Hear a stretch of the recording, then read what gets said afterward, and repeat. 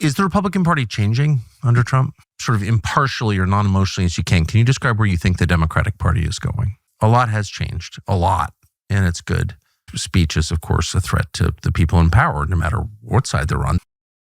So recently, Tucker Carlson revealed where he believes America's political parties are going, how they've changed, whether Trump's broken promises are affecting him in any way, and who the Democrats are going to put up against a contender in the Republican field in 2028 and in the midterms. Where is our political system going?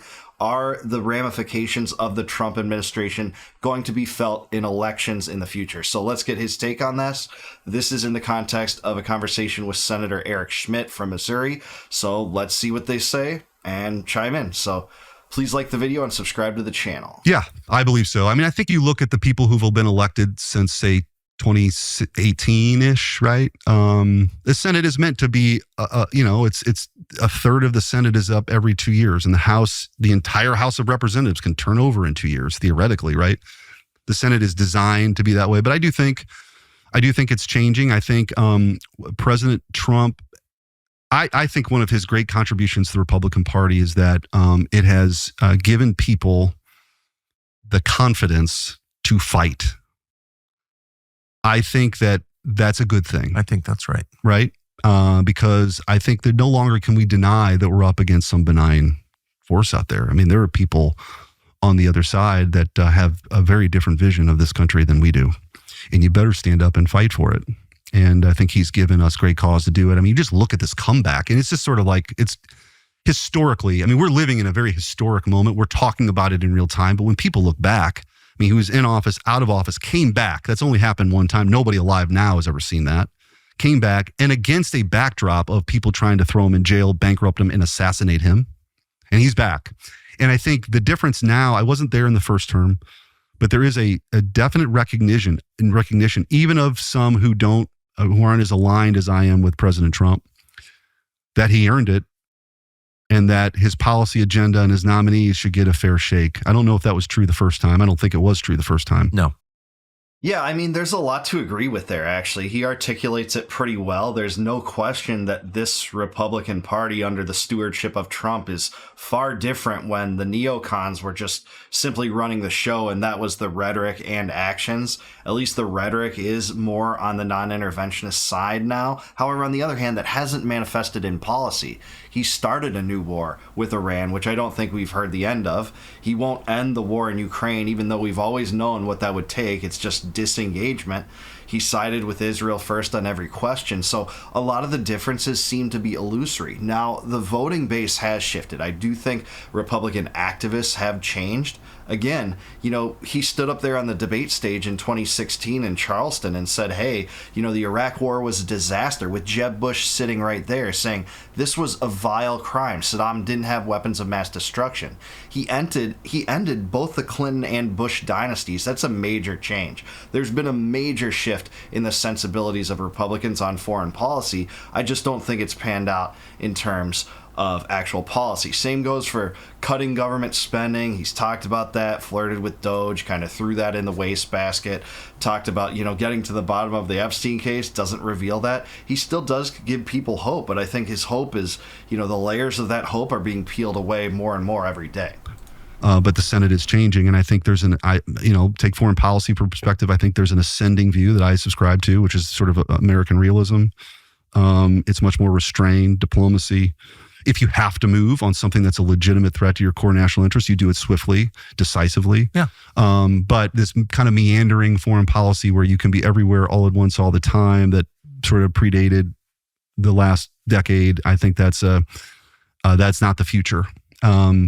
I think it's not the future, but it sure does seem to be the present. But again, I think he's right about where sensibilities are shifting, just not really playing out in terms of policy. And they didn't in Trump's first term. He escalated the wars in both Syria and Yemen, ramped up the bombing in Afghanistan for a time.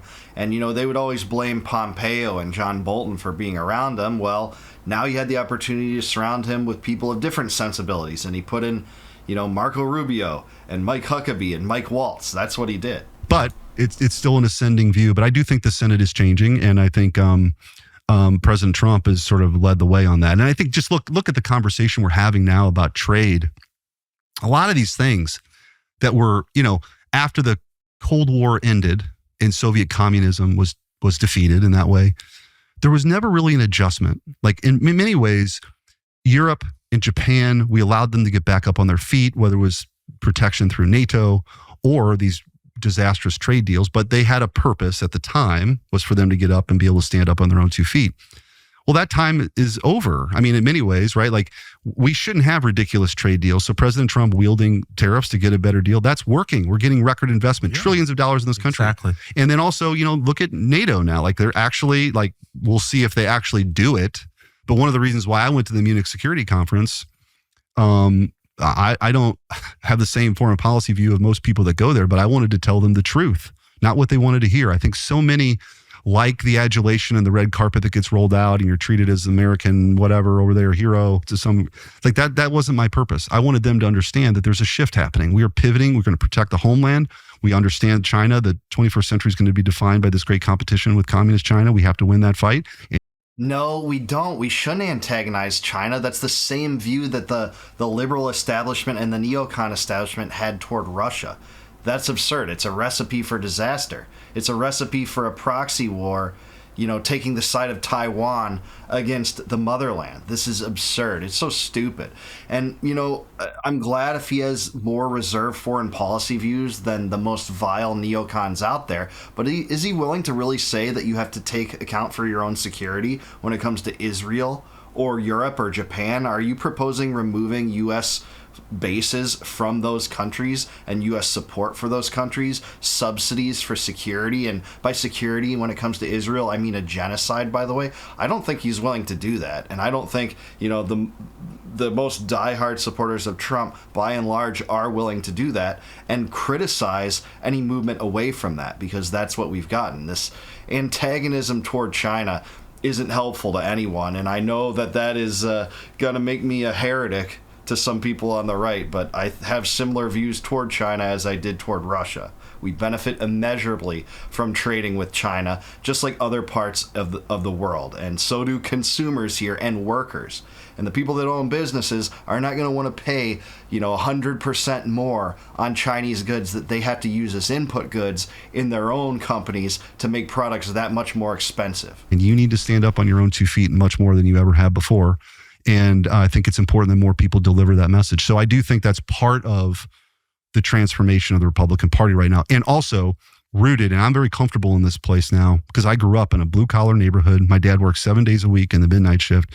This ability to connect with working people, to fight for them, not the corporate interests, but the people who are working hard, who just want their kids to have a better life than them. They've been vilified for so long. They've been looked over in so-called flyover country for too long. Their time is now, and I think President Trump has a very unique way of connecting. And as I said earlier, I think what people want right now more than anything is authentic leadership. And, and so it's an incredible time to be there. And I think this is where it's headed, and I'm just grateful to be a part of it.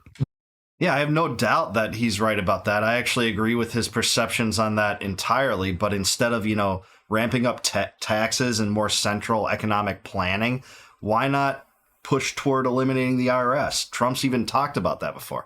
Notice that the answer is never curtailing government, even if it's cloaked in rhetoric that you want to drain the swamp. It's always more government, more central planning, more funding for Israel, more siding with Netanyahu on everything. Even if the rhetoric is sometimes good, it's often illusory. As honestly or sort of impartially or non-emotionally as you can you describe where you think the Democratic Party is going?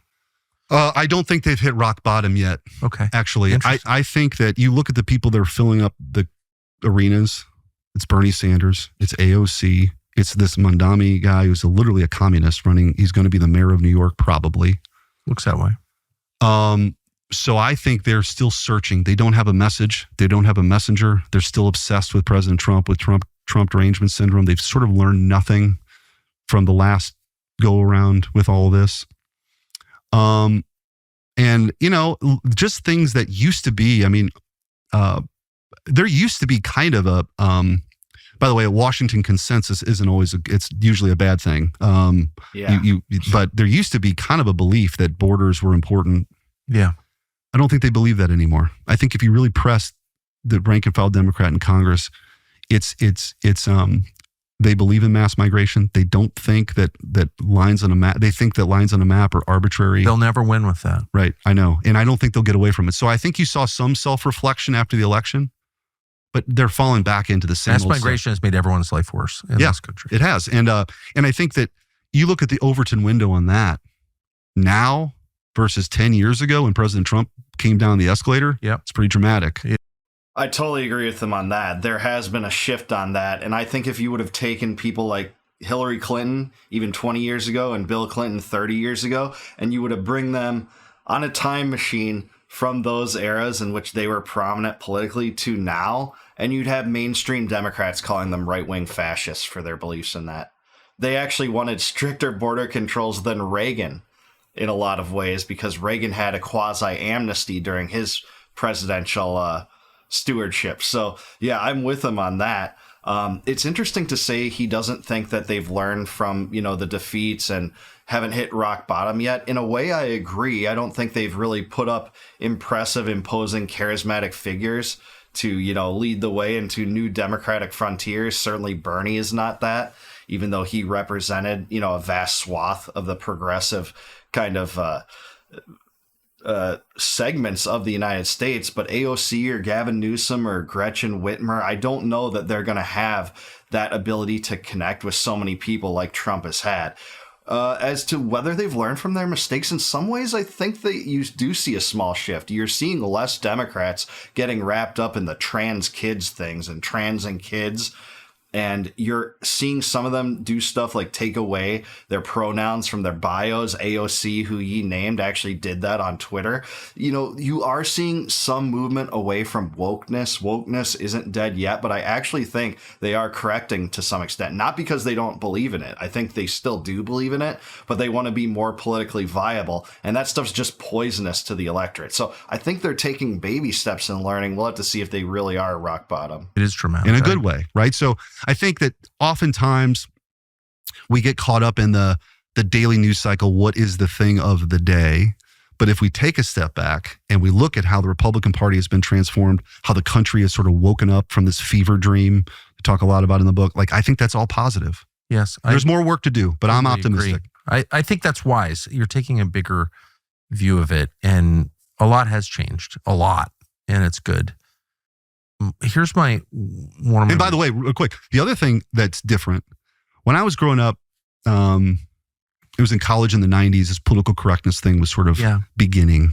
And I saw it, and sometimes I would take classes knowing that I was even a contrarian back then, because I loved a good debate, and I've always been pretty conservative. I always was a little jealous of liberals in that they kind of had the high ground on free speech. Oh, yeah. They were right. And I'm glad now, and particularly proud of the work, as we're talking about in the book, I think we have taken that mantle now. They've abandoned it. They don't believe in it anymore. It's all about power and control.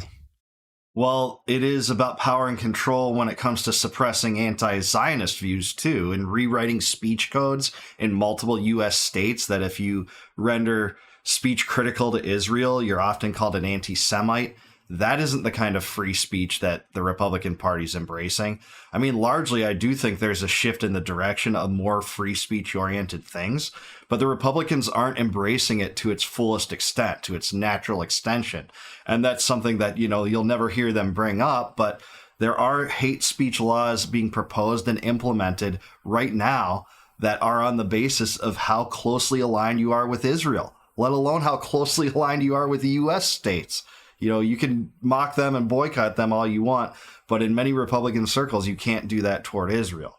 So I don't know if you've taken that mantle fully back, even though the culture is moving in that direction. And I think if we maintain this path of fighting for people's right to say things, even if you don't agree with them, is a very important thing for us to maintain the connection with this new coalition that's been created in the Republican Party. I agree. So the number of people who believe that on either side is really small, because speech is, of course, a threat to the people in power, no matter what side they're on. That's why liberals went from being, big donors to the ACLU to controlling Facebook. So because they took power. So right. Nobody wants to be challenged, I think. Only the truly principled, I think you're in the group, are willing to accept challenge to their power.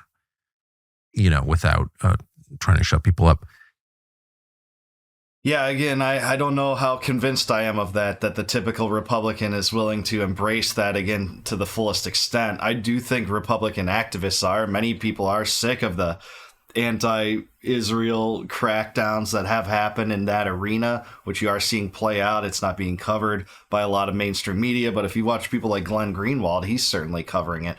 But look, I'm black-pilled to some extent on politics and where it's going, because you just see the same manifestation of policy come out of government, regardless of who wins elections, for the most part, with slight alterations. But that hasn't really changed since probably something like Kennedy. So that's been a long stay, and that hasn't really changed my mind, or my mind hasn't really shifted on that. But I am very white-pilled and hope-inspired when it comes to the changing, shifting attitudes in the culture. And, the idea that the media information control would have been disrupted 20 years ago, if I would have thought that there's this new independent media coming to shatter all that, disrupt the narratives completely, I never would have believed you. But yet we're seeing that unfold now, where podcasters have replaced Peter Jennings and Ted Koppel and Bill O'Reilly and, Walter Cronkite. They can't have control of the information anymore. They've lost control of it, and you see their desperation. And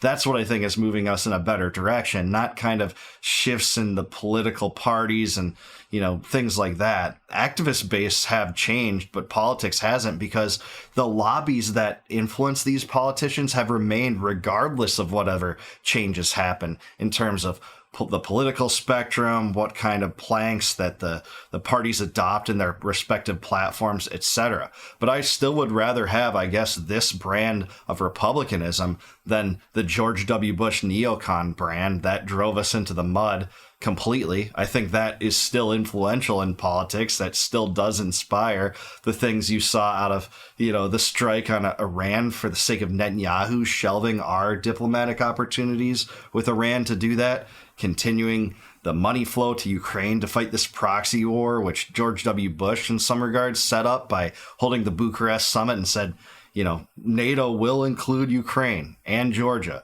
NATO will be in, or Ukraine will be in NATO. Those same kind of mentalities still play out because the military industrial complex has to profit from them. And again, that's what I think we're seeing. I am glad that the typical activist does not have those kind of foreign policy views near to the extent that they did back then, but I don't think Trump has acted to shift that in a major direction. Even in his first term, people say, hey, he didn't start a new war. Well, he escalated several, and he used one of his only vetoes to keep a war going. That was Yemen, when he had a chance to shut it down. So that's where we're at. I do think, political changes are not as substantial in changing our world than the cultural changes. Technology, too. We have Bitcoin to help undermine the central banks and the inflation apparatus. We have stuff like rideshare programs and like Uber and Lyft and Airbnb that have taken power outside of the taxi lobbies, and in terms of rental properties, the real estate lobbies that have dominated a lot of our economic system. That's great, too. I would like to see that play out in totality, and that can happen regardless of political changes. So let's hope that continues. But I do want to hear from what you guys say. Let me know down below. Do you think I'm being unfair at all? Do you agree with Schmitt on these things? Do you think that the Republican Party is leading into a good direction? Has Trump betrayed the trust of a lot of people he thought was leading into a better direction? Let me know in the comments down below. Please like the video, subscribe to the channel, subscribe to Tucker also. Really appreciated this interview. And please consider becoming a YouTube member. By doing that, you can click the join button below, help support the channel, and in return for that, I will give you the gracious gift of getting access to all my videos before they go live on YouTube, the members only videos. And until I see you guys next time, no more war, no more debt, no more inflation, and no more empire. Peace out, guys. Catch you in the next one.